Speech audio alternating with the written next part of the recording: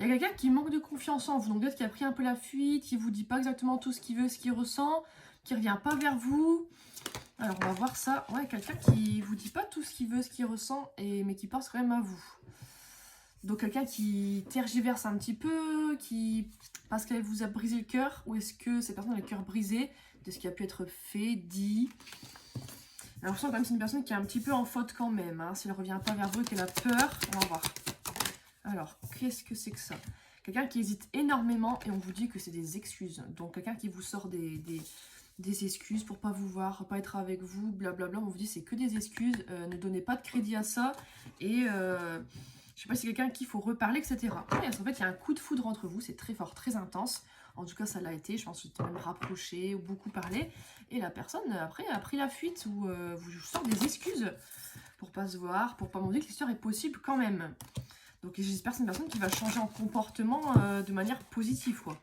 Ouais, on vous dit vraiment qu'il y a des personnes tierces autour qui posent problème. Soit vraiment des concurrents, concurrentes, soit même de la famille, des amis qui essaient de vraiment le dissuader là ou d'être avec vous, de vous parler, des personnes vraiment toxiques. On vous dit que vous allez vous revoir apparemment dans un moment en public, convivial, un restaurant, boire un verre ensemble. Vous allez vous reparler, ouais, dans le futur. Il y a un rendez-vous qui arrive quand même. Cette personne, je pense, va vous inviter.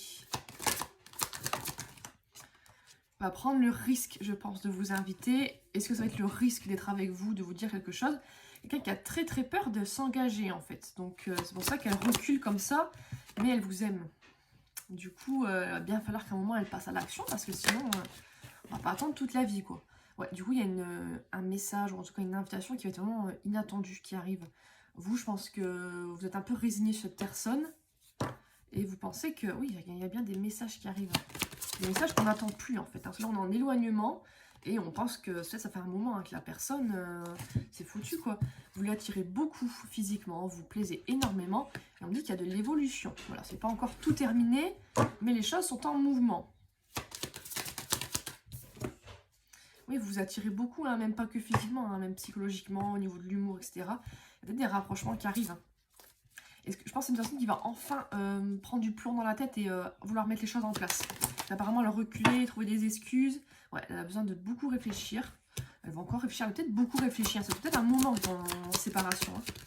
Mais là, apparemment, il y a un truc qui va se faire, qui va s'enclencher. Ouais, c'était dans le passé qu'elle réfléchissait beaucoup, qu'elle ne savait pas quoi faire, pas quoi dire, excuses.